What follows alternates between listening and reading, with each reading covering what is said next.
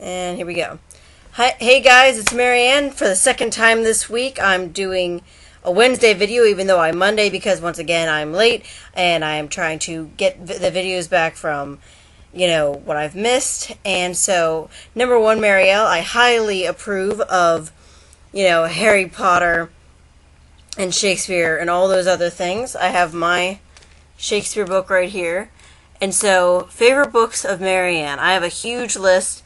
So I'm going to try to get through them quickly, but effectively.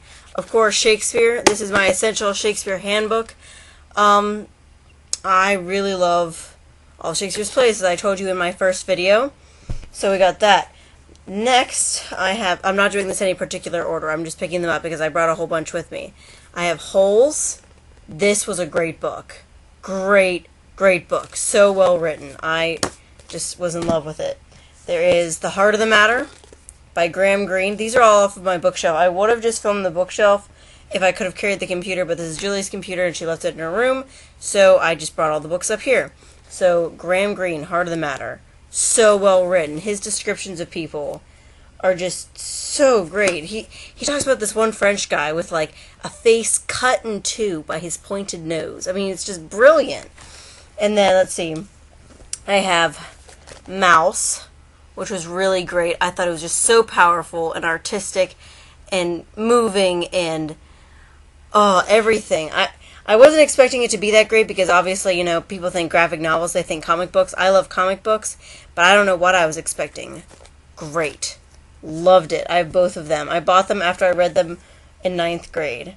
Then, speaking of school books, though, here is The Color of Water, which I had to read for 10th grade summer reading, and this was just so well done. This is about a black man with a white Jewish mother who essentially put 12 kids through college with no husband. Incredible. I mean, she got married, her husband died.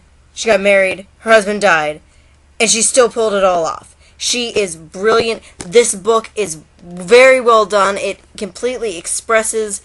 It has both the mother's backstory and James McBride's story behind growing up with his mother. I also really liked Black Boy by Richard Wright.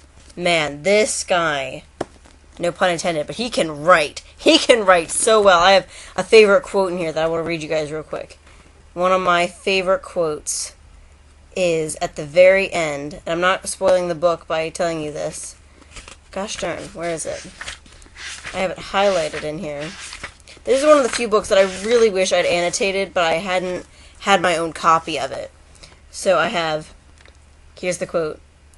I would hurl words into this darkness and wait for an echo. And if an echo sounded, no matter how faintly, I would send other words to tell, to march, to fight, to create a sense of the hunger for life that gnaws in us all, to keep alive in our hearts a sense of the inexpressibly human. Brilliant. This guy is brilliant. Another person whose book I don't have here with me, but I really like, is John Steinbeck. I read The Pearl, and I read Grapes of Wrath. The Pearl I didn't like when I originally read it because of the ending, which I'm not going to tell you guys if you haven't read it already, but it's just so well done. I can't even express. And then Grapes of Wrath was obviously great. And just the style and the diction and the syntax. I'm probably going to end up being an English major too, Marielle. Just telling you. I'm such a nerd. Then here is this book called Inkheart. I don't know if you guys read this, but it is great. Great. It totally describes how I feel, at least, when I'm reading a book, and it's about this guy who can read characters out of books, and I got this when I was 5th grade, maybe, and the reason I got it was because, look at this right here. You can't read it. It says, soon to be a major motion picture, which 5 years later, or whatever, the motion picture came out, I saw it and was completely disappointed. How's that for irony? The reason this looks so beat up is not only because I would fall asleep in the bathtub reading it, but also because my dog was a puppy when I first got this book, and so she had a fun time chewing on it. Which, didn't go unnoticed, but, then there's, of course, Our Town which I know at least, Nate, you were in our town, right? You know, this is a completely moving play. I cry every time I read it. Oh, goodness. I'm not even... it makes me so sad. A Prayer for Owen Meany. It's thick, but it's so good.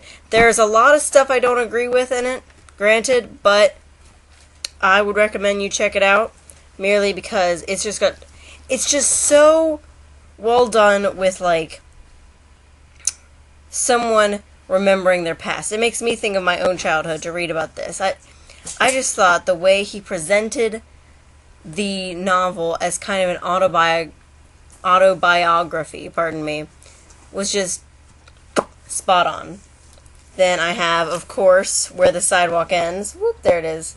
Oh, Shel Silverstein, love you to death, man. Favorite thing from this is obviously, The Bagpipe Who Didn't Say No, which I'm going to take up a couple seconds. I'm at 5 minutes, but I'm going to read it real quick. The Bagpipe Who Didn't Say No. It was 9 o'clock at midnight, at 3:15, when a turtle met a bagpipe on the shoreside by the sea. And the turtle said, "My dearie, may I sit with you? I'm weary." And the bagpipe didn't say no. Said the turtle to the bagpipe, "I have walked this lonely shore. I have talked to waves and pebbles, but I've never loved before. Will you marry me today, dear? Is it no you're going to say, dear?" But the bagpipe didn't say no. Said the turtle to his darling, "Please excuse me if I stare, but you have the plattest skin, dear, and you have the strangest hair. If I begged you, pretty please, love, could I give you just one squeeze, love?" And the bagpipe didn't say no. Said the turtle to the bagpipe, "Ah, you love me, then confess. Let me whisper in your dainty ear and hold you to my chest." And he cuddled her and teased her, and so lovingly he squeezed her. And the bagpipe said, "Auga." Said the turtle to the bagpipe, "Do you honk or bray or neigh? For auga when you're kissed is such a heartless thing to say. Is it that I have offended? Is it that our love is ended?" And the bagpipe didn't say no. Said the turtle to the bagpipe, "Shall I leave you, darling wife? Shall I waddle off to Woden? Shall I crawl out of your life? Shall I move, depart, and go, dear? Oh, I beg you, tell me no, dear." But the bagpipe didn't say no. So the turtle crept off crying, and he ne'er came back no more. And he left the bagpipe lying on that smooth and sandy shore. And some night when tide is low there, just walk up and say, "Hello there," and politely ask the bagpipe if this story's really so. I assure you, darling children, the bagpipe won't say no. Oh, Julie's over there, so I was just glancing over because she's trying on some skirt and looking like a silly goose. Hold on, I'm going to move the screen.